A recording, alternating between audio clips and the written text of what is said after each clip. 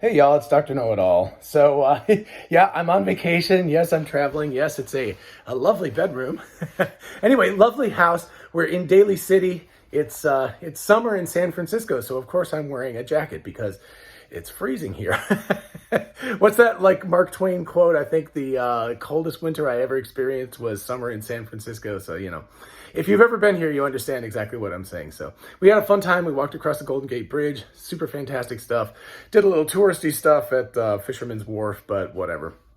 Anyway, what I wanted to talk about today, I just wanted to really quickly react to the quote recall in China of 285,000 Teslas there. I think all but 30,000 of which were made. So probably about 250,000 were made in China and 30,000 were made in the USA and shipped there. Anyway, so the reason why I'm saying quote recall is because there is no recall. Anybody who has a Tesla knows you get software updates from time to time, and this is a software update. So basically what they're doing is just, overnight, it will install a new version of the software, which makes it more difficult for the autopilot to get engaged by accident. So the way that that's engaged, of course, is that you have a steering wheel and there's a stalk on the right. Well, except unless you have the new Model S. But basically you push down on it once to engage traffic aware cruise control and twice to engage autopilot. It's a little bit unclear. My guess is that they're actually talking about both the traffic aware cruise control and autopilot because both of them do the same thing. So the issue is, let's say you're doing 45 miles per hour or kilometers per hour, doesn't matter, and it's a 55 mile per hour or kilometer per hour zone, and you push down on the even once for traffic aware cruise control, and what happens is the car will then accelerate up to the speed limit or beyond the speed limit if you have that as one of your preferences, because you can set a certain amount higher. Like I have 5 miles an hour higher than the speed limit, because in the United States, nobody ever gets you in trouble if you're going, so if it's 55, you pretty much want to be driving 60 miles an hour in most places, or else people are going to get mad at you for being slow. But anyway, if you were only doing like 45 and you clicked it down once, it's going to accelerate to 60 miles per hour if you've got it set that way. So the problem, I guess, is that the Chinese government, and nowhere else in the world seems to have had this issue, but the Chinese government is, or at least some people, some regulators there, are saying that it's too easy to engage that mode by accident, and then the car will accelerate to the speed that it's allowed to go, right? So if it's 55, it'll go up to 55. The issue is that, well, it's basically just a non-issue. Essentially what happened is Tesla fixed the problem for that local market because the regulators were upset about it. I'm not exactly sure what the fix is. I don't know if it warns you before it goes into autopilot. I mean, the basic idea is, of course, you want to be able to go into autopilot very, very easily. But what it might do is it might give you a warning and just sort of confirm that you want to accelerate faster before you do. That would be my guess. I don't know. I mean, I can't understand. There's basically one click down is traffic aware cruise control. 2 clicks down is a complete enhanced autopilot or complete lane, following and everything. But I honestly have to say that if anything, I feel like autopilot accelerates too slowly.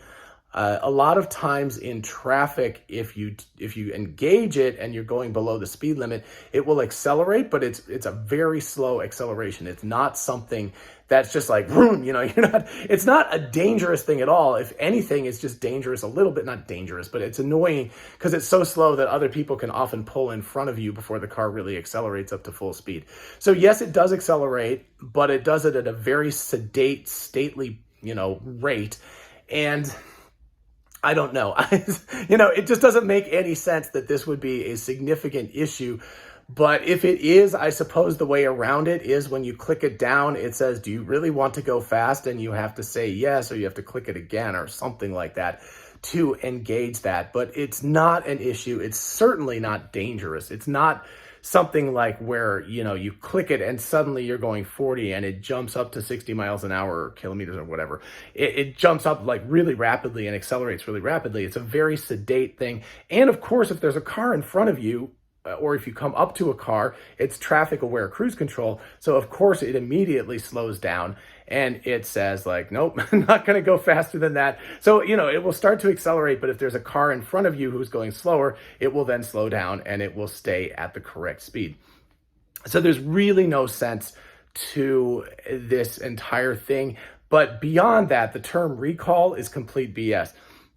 Because everybody, including me, when I saw the headline and it was in the Wall Street Journal and it didn't have quotes around it, there are some other news sources that have put quotes around recall to at least make it a little bit better. And the sort of excuse for it is that the Chinese minister of whatever had used the term recall. But again, this is a person in China. This is a translation into English. There's a very good chance that it was lost in translation. The term recall is specifically for something, if you're in the military and you've retired and you're recalled to active duty, they're not sending a software update to you, right? You are actually literally required to go to the place where you have to meet up and you're recalled to that place. So that's pretty much BS to call this a recall, because it's not a recall. It is a software update that was mandated or requested by the government or some regulatory body. We'll see if it ends up coming to the rest of the world. I frankly don't see it. It's not that easy to engage Autopilot by accident. You have to intentionally do it. I mean, how do you engage Autopilot or cruise control on any other car, right? So we've rented a Volkswagen Tiguan, which, it's fine, but it's super loud and the engine's really jumpy. Speaking of bad acceleration, like you touch the accelerator pedal and it just jumps. It doesn't smoothly accelerate. But you push a button on that to engage cruise control. And it's also traffic aware cruise control. There's no question about that. It's a button that says set. The only thing that I could say that's even a possibility is that the Tesla doesn't have it marked in particular.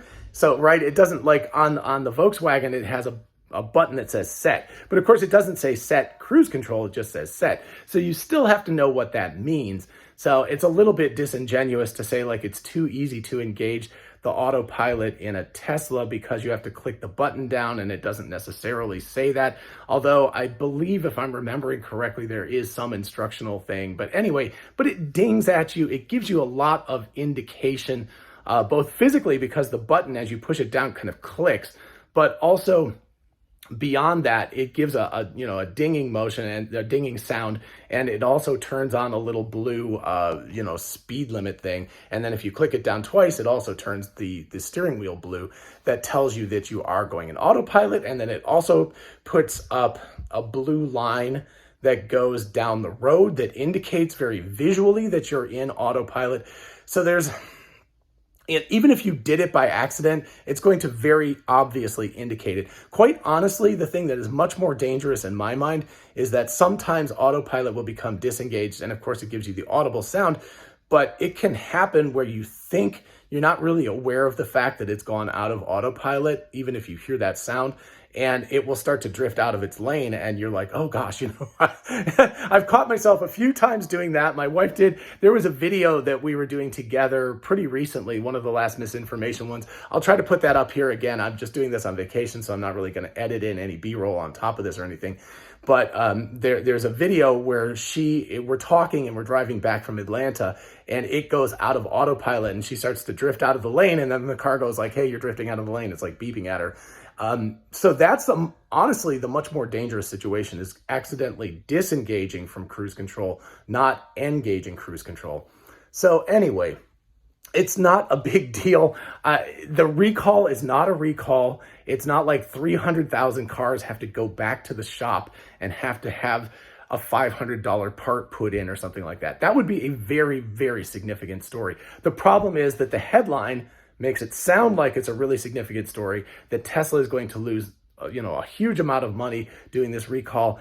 None of this is going to happen. It's a simple software update. It's something they've already done. They will ship it out over the air. It will be taken care of in a couple of days remotely. No big deal. I guess it's fortunate that this is a Saturday. Otherwise, the stock market, I don't know. If you were a short seller, you'd probably be happy about it because you could probably, sell off your stock. Or if you're interested in buying a whole bunch of shares at a discounted rate, you could do that. But it's just really, really unfortunate that news sources are not being more particularly accurate about all of this stuff. So that kind of thing really pisses me off.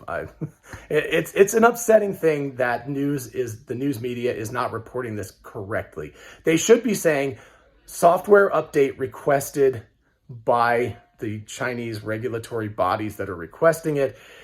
And Tesla has already done this. It will be taken care of in a software update. It's not going to cost Tesla any money. It's not going to be a big deal. Everything is fine. But the problem is that instead what you've got is you've got these recalls, and it sounds like it's going to be millions of dollars, and Tesla's in really big trouble. They're not. Don't worry about it. Don't panic on Monday when the stock market reopens. Everything is fine. Anyway, back to my vacation. I'm going to go find someplace else cool to look at tomorrow in San Francisco. Anyway, in the meantime, I hope you enjoy this episode, and I hope it calms anyone's fears down. If you've got fears about this whole Tesla recall thing, it is not an issue. It's a non-issue. And anyway, I hope you guys are having a great weekend, and I will talk to you all later. Bye-bye.